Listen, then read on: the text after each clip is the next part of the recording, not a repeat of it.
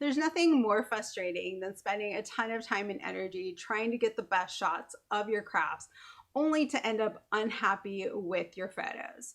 And if that isn't enough, then what's more frustrating when you don't really know what things you need to improve to get a better shot? That's something that I see a lot of makers and craft sellers struggling with when it comes to product photography. That's why in today's video, I'm going to give you a little behind the scenes look on what I did to transform a photo that looked kind of meh, kind of boring, into something that looks more stunning and visually appealing.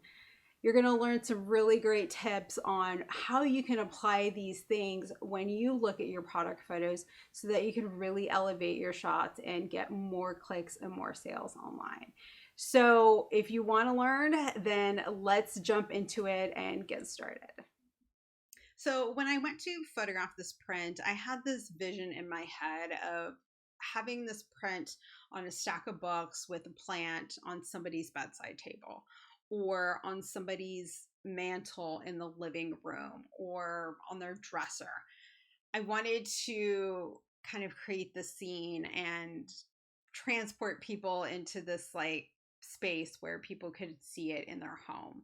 So I had my stack of books and I placed the art piece against the wall on the stack of books, and then I had this plant. And I started photographing it, and I was making some adjustments to the books and such, but I wasn't really liking the shot. And this isn't a bad photo whatsoever. However, it just wasn't landing for me. And so I decided to, stop taking photos and kind of take some time to think about what's off about it. Because if I don't know what's off and what I don't like about it, then I can't move forward and take a better shot. So I took a couple days to, kind of process and come at it with fresh eyes and a, new perspective, so I could figure out what adjustments I needed to make. And a couple of things really stuck out to me. First off, the lighting was pretty flat.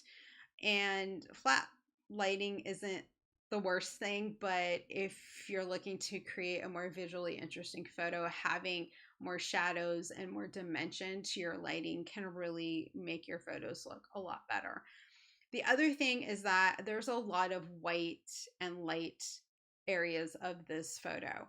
And again, it's not bad, but I think it's just drawing all the attention to the print here in the middle the with the plants, which isn't bad, but it sort of feels like the rest of the photo is empty and makes me think, well, why did I even use the books? Or I need to get in a closer shot. And why is the plant feels really random. So I had to think about how I was framing the shot, the perspective I was taking it at. And think about, what am I going to do with this plant, because it just feels like it's just randomly there. And I don't know if it's supposed to be more in the shot or if it's just not supposed to be in the shot at all. So I think with that, I had at least somewhere to start making adjustments the next time I attempted to take another photo. So let's see what my next shot is. So I decided to use a different framed print by the same artist. It's just a smaller print, but this still applies all these changes. So first off, I wanted to improve the lighting. I needed some more dimension. So I decided to angle the print a little more towards the light instead of having it come from one side, which is what I was doing in this shot. The light was coming in from the right. And here the lighting is coming almost from directly in front. So the light was super hitting the print, which was good. I wanted that to really stand out. The other thing is I got a marble slab board that I had in my kitchen, decided to use that as the surface. of the table, quote unquote. And then I wanted to still use the plant to have some visual interest and kind of reinforce the whole plant theme. So instead, I decided to have it in the background, almost in a way of propping up the print. So the potted plant has a white pot, so that also just kind of brings a little brightness to the shot. The other thing is that I thought, well, do I use a white background or do I do something different? And because I used the white background in the previous shot, I was thinking, this is just not working for me. Let's do something different. So I decided to use a black background. And using a black background to me was such a smart choice because it made the photo much more dramatic and gave it more contrast. So contrast being there are very dark areas of your photos, but there are also very light areas of your photos. So having that contrast and variety makes for a much more visually interesting photo and really helps. If you look at the previous photo, there's not a lot of dark areas of the shot, but here there are definitely some very dark areas of the shots, but there's still really bright areas, and the bright areas on the important things such as the product, right? So making these adjustments to me really elevates this shot and makes it much more dramatic. And you can see that literally having just kind of one prop, which is the plant, is all I really needed. I didn't really need those books. And this goes to show how intentionally placing things in a way that can make for a more visual photo can really improve your photo a lot. However, I needed to really understand what wasn't working so that moving forward, I could understand, okay, don't do that. Let's do something different. So let's go into how you can apply some of these tips to your photos and make your photos look better. So the first step is to improving your product photos when you really don't know where to start is to spend some time looking at your photos and thinking about what worked and what didn't work.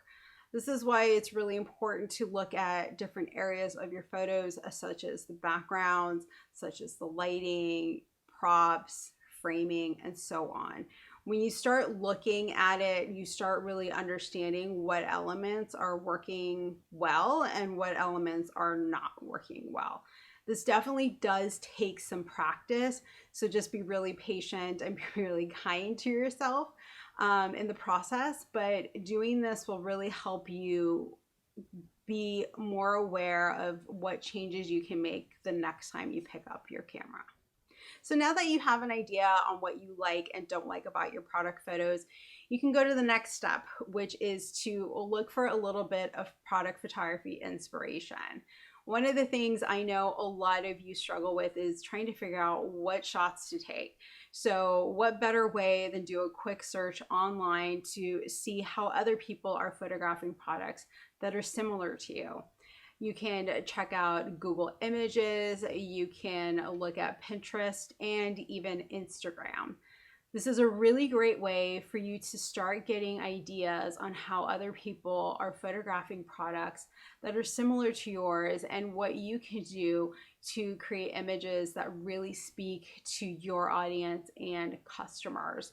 So make sure you spend some time doing some research so you can start getting ideas for your next photo shoot. My last tip is to put all of this together and practice. Effective product photography that really speaks to customers and really makes your product pop isn't just done overnight. It's done through practice. It's done through experimentation, the changing of the lighting, the angles, the props, the backgrounds, and so on. You learn that as you keep showing up to each photo shoot and trying something new and looking at your photos after and realizing, hey, this actually worked a lot better, or this didn't really work that great. Using that data is going to help you be more effective at photographing your products and creating images that really draw customers in. So dedicating some time each week, say 30 to 60 minutes for the next 2, even 3 months, is going to accelerate your results so much more than if you're just taking product photos once a month or every, whenever you think of it. So dedicate some time each week to practicing, and believe me, you're going to dramatically improve your product photos in no time. So before I wrap up this video, I just want to leave you with this one thought, and that is not to give up or get too discouraged. I know when you're learning a new skill and you're trying to figure everything out, it can be really overwhelming and really frustrating. And oftentimes it can feel like a very slow process. But I encourage you to just stick with it and keep showing up and keep practicing. I'm currently going through this right now as I learned the new hobby of bird watching or birding. And let me tell you, coming at this as a newbie is really difficult because I do not have all the knowledge and skill that other people who have been birding for years have. So that gap is really big. But as I keep going out and practicing and observing birds, I'm slowly getting better. So make sure that you just kind of keep practicing and keep showing up even when it feels like you're not making progress. Believe me, you are probably making more progress than you can imagine. If you're looking for more tips on how to better photograph your crafts to sell online, be sure to visit my website, sunsetshutterbug.com, and I'll be sure to link that in the description below, along with other resources that can really help you improve your photos. So if you made it this far, comment below and let me know what's one thing you're going to apply the next time you go to shoot your products. And that's all for today. Be sure to hit subscribe so you can get more videos like this, and I'll see you next time. Bye.